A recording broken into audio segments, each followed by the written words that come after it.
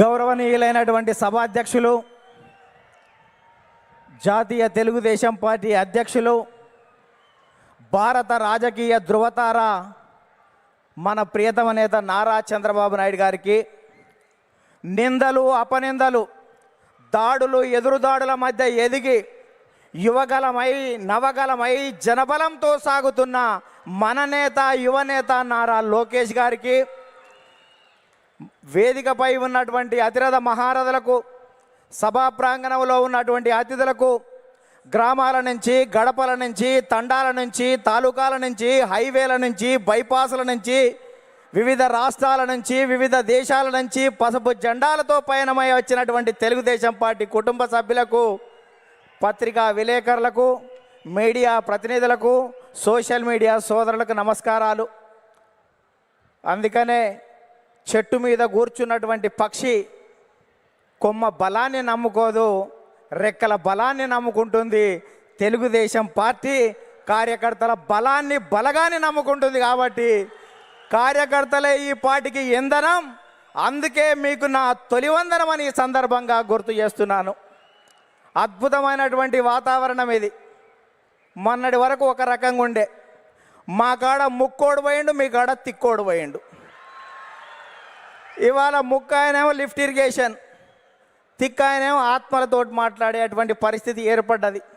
ఈ సమయంలో జనం కోసం, జాతి కోసం, పేదల కోసం, బీదల కోసం మహానాడు ఏర్పాటు చేసుకొని అధికారంలో ఉంటే ప్రజలకు చేయవలసిన దాని గురించి, ప్రతిపక్షంలో ఉంటే ప్రజా సమస్యల మీద మాట్లాడేటువంటి ఈ మహానాడు వేదికపై, ఈ మహత్తరమైన వేదికపై తెలుగు జాతి విశ్వఖ్యాతి అనేటువంటి అంశం మీద ఈ తీర్మానాన్ని బలపరిచే అవకాశం ఇచ్చిన బాబు గారికి ధన్యవాదాలు.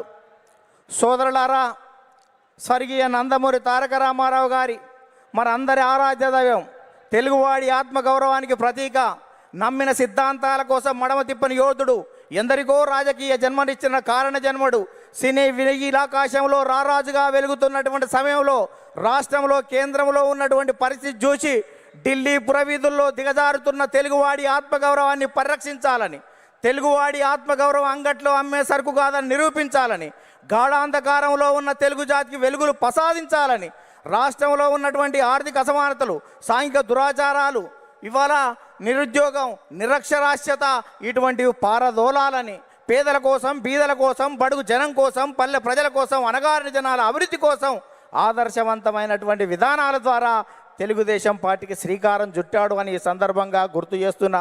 అందుకనే తెలుగుదేశం పార్టీ ఆవిర్భావం తర్వాత రాష్ట్ర రాజకీయాల్లో పెను సంచలనం చంపింది. 9 నెలల్లోనే ఇవాళ అధికారంలోకి వచ్చినటువంటి చరిత్ర మనది. భారతదేశ రాజకీయాల్లో సంచలనాలు సృష్టించినటువంటి చరిత్ర మనది. ఒక ప్రాంతీయ పార్టీగా ఉండి భారత పార్లమెంట్లో ప్రతిపక్ష స్థాయిలో కూడా ఉండగలమని నిరూపించినటువంటి చరిత్ర మనది. భారత ప్రధానమంత్రులు, రాష్ట్రపతుల ఎన్నికలో కూడా ప్రధానమైన భూమిక పోషించినటువంటి చరిత్ర తెలుగుదేశం పార్టీ. అందుకనే తెలుగుదేశం పార్టీ ఆవిర్భావం తర్వాత గ్రామాలకు మౌలిక సౌకర్యాలు అందాయి, ప్రజలకు సంక్షేమ ఫలాలు అందాయి, ప్రజలకు రాజకీయ చైతన్యం వచ్చింది, బలహీన వర్గాలకు రాజకీయ జీవితం వచ్చింది అని ఈ సందర్భంగా గుర్తు చేస్తున్నా. సామాజిక మార్పులకు స్వాగతం పలికాం, ఆర్థిక అభివృద్ధికి అందలం వేశాం, నిమ్న జాతుల ఉద్ధరణ కోసం, బడుగు జనోద్ధరణ కోసం బాటలు వేశాము అని ఈ సందర్భంగా గుర్తు చేస్తున్నాను. అందుకని సోదరులారా,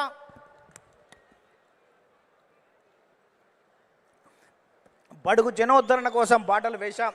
అందుకనే గతంలో రాజకీయాలు భూస్వాములు, ఆసాములు, జమీందారులు, జాగీర్దారులు, దేశ్ముఖులు, దేశ్ పాండేల కబంధ హస్తాలలో ఉన్నటువంటి రాజకీయాన్ని గరీబోళ్ళ ముంద ఉంచినటువంటి చరిత్ర తెలుగుదేశం పార్టీది. కమ్మరి, కుమ్మరి, జాగలి, మంగలి, ఎరకలి, మాల, మాదిగ, వడ్డెర, బలిజ, లంబాడ, కోయ, ముదిరాజ, పెరిక, మేరు, కాపు, వైశ్య, యాదవ, నేత, గీత, కార్మిక, కర్షక, బడుగు బలహీన వర్గాల బిడ్డల చేతులకు ఈ రాజకీయ అవకాశాన్ని తీసుకొచ్చినటువంటి చరిత్ర తెలుగుదేశం పార్టీది అని సందర్భంగా గుర్తు చేస్తున్నా. అందుకనే స్వర్గీయ నందమూరి తారక రామారావు గారు 2 రూపాయల కిలో బియ్యం పెట్టాడు.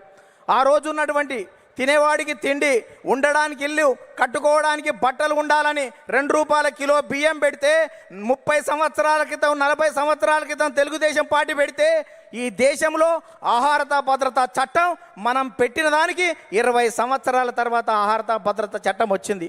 అంటే తెలుగుదేశం పార్టీ ఒక నిర్ణయం చేస్తే ఈ దేశం వివిధ రాష్ట్రాలు 20 సంవత్సరాల తర్వాత ముందు చూపుతోటి చేస్తున్నటువంటి పరిస్థితి ఉంది. మనం మహిళలకు ఆస్తి హక్కు 30 సంవత్సరాల క్రితం ఇస్తే భారత పార్లమెంటులో మనం నిబంధన పెట్టిన తర్వాత 15-20 సంవత్సరాల తర్వాత కూడా భారత పార్లమెంట్లో పెట్టేటువంటి పరిస్థితి ఉంది. అందుకనే ఈ దేశంలో ప్రతి చట్టం కూడా తెలుగుదేశం పార్టీ ముందు చూపుతోటి విజన్ 20 తోటి ముందుకు పోతున్నటువంటి పరిస్థితి ఉంది.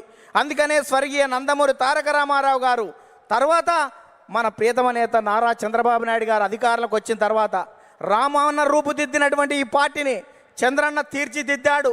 అందుకనే విద్యకు ప్రాధాన్యత ఇవ్వాలనే ఉద్దేశంతో ఇవాళ సమైక్య రాష్ట్రంలో 23,000 పాఠశాలలు, 1,047 ఉర్దూ పాఠశాలలు, 40 రెసిడెన్షియల్ పాఠశాలలు, 4,352 అప్పర్ ప్రైమరీ స్కూళ్ళు, 906 ప్రైవేట్ జూనియర్ కళాశాలలు, 362 ప్రభుత్వ జూనియర్ కళాశాలలు, 131 ఇన్సెంటివ్ జూనియర్ కళాశాలలు, 1,295 డిగ్రీ కళాశాలలు, 275 బీఈడి, 276 ఎంసీఏ, 206 ఎంబీఏ, 188 ఇంజనీరింగ్ కాలేజీలు, ఇవాళ 26 మెడికల్ కాలేజీలు, 24 ఫిజియోథెరపీ కాలేజీలు ఏర్పాటు చేసి, 31 నర్సింగ్ కాలేజీలు ఏర్పాటు చేసి, 31 ఫార్మసీ కాలేజీలు ఏర్పాటు చేసి ఇవాళ 1,60,000 టీచర్ పోస్టు భర్తీలు చేసి, 60,000 విద్యా వాలంటీర్ల నియామకం చేసి, కిలోమీటర్కి ఒక ప్రాథమిక పాఠశాల, 3 కిలోమీటర్కి ఒక ఉన్నత పాఠశాల, మండలానికి ఒక జూనియర్ కళాశాల, రెవెన్యూ డివిజన్కి ఒక ఇంజనీరింగ్ కళాశాల, జిల్లాకు ఒక మెడికల్ కాలేజీ ఏర్పాటు చేసి 17% అక్షర శాతాన్ని పెంచి ప్రపంచవ్యాప్తంగా వస్తున్నటువంటి అవకాశాలని పునికి పుచ్చుకొని వెతికి పట్టుకునే దమ్మును, ధైర్యాన్ని, చైతన్యాన్ని,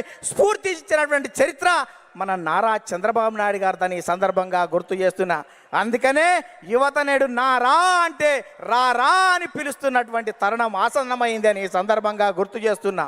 చంద్రబాబు నాయుడు గారు ఐటీ తేవడం వల్ల ఇన్ఫోసిస్ వచ్చింది, ఐఆర్డిఏ వచ్చింది, IIIT వచ్చింది, ఐఎస్బి వచ్చింది, ఐసిఐ వచ్చింది, నల్సార్ వచ్చింది, నేషనల్ ఇన్స్టిట్యూట్ ఆఫ్ కన్స్ట్రక్షన్ వచ్చింది, ఇటువంటి జినోమ్ వ్యాలీ వచ్చింది, ఔటర్ రింగ్ రోడ్ అంకురార్పణ చేశాం, ఇవాళ ఇంటర్నేషనల్ స్టేడియాలు కట్టాం, ఇంటర్నేషనల్ స్టేడియాలు, ఎయిర్పోర్ట్లు నిర్మాణం చేశాం.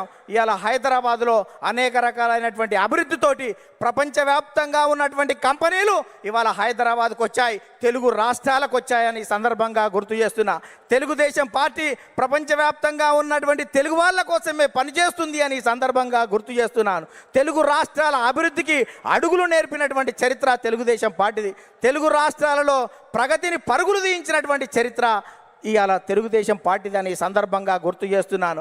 అందుకనే సోదరులారా, ఇవాళ ప్రపంచవ్యాప్తంగా నారా చంద్రబాబు నాయుడు గారి మీద ఉన్నటువంటి మమకారంతో ఇవాళ చంద్రబాబు నాయుడు గారు అనుక్షణం, ప్రతిరోజు, ప్రతి గంట, ప్రతి నిమిషం, ప్రతి క్షణం ప్రపంచవ్యాప్తంగా వచ్చినటువంటి మార్పులను గ్రహిస్తూ మనని చైతన్యం చేస్తూ ఆ వైపు మనల్ని తీర్చిదిద్దు తెలుగు జాతిని మహోన్నత జాతిగా తీర్చిదిద్దేటువంటి దానికి శ్రీకారం చుట్టాడు అని సందర్భంగా గుర్తు చేస్తున్నాం.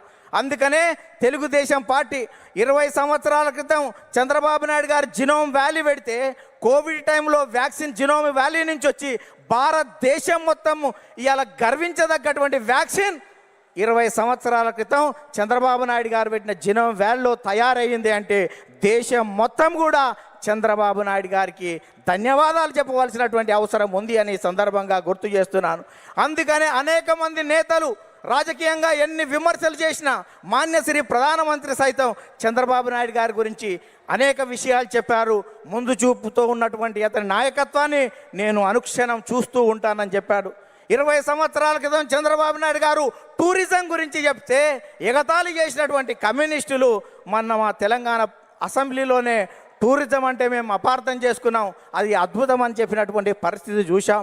అందుకనే ఇవాళటువంటి తెలంగాణలో ఉన్నటువంటి కొన్ని శక్తులు మనం నిత్యం వ్యతిరేకించే వాళ్ళు అనేక సందర్భాల్లో కూడా మనం చేసినటువంటి చంద్రబాబు నాయుడు గారి జినోమ్ వ్యాలీ గురించి కానీ ఆర్థిక అభివృద్ధిని ఏ రకంగా ముందుకు తీసుకువెళ్ళాడనేటువంటి విషయం ఒప్పుకున్నటువంటి ఉంది. అందుకనే ఇవాళ 2 రాష్ట్రాల్లో ప్రపంచంలో ఉన్నటువంటి తెలుగు వాళ్ళందరికీ తెలుగుదేశం జెండా కింద తెలుగు రాష్ట్రాలు కాదు ప్రపంచవ్యాప్తంగా ఈ తెలుగు జాతి ఏకం కావాలి.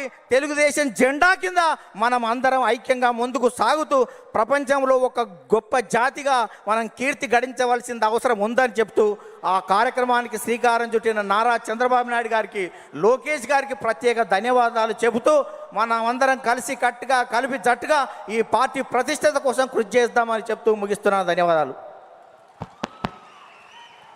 థ్యాంక్ యూ నర్సిరెడ్డి గారు.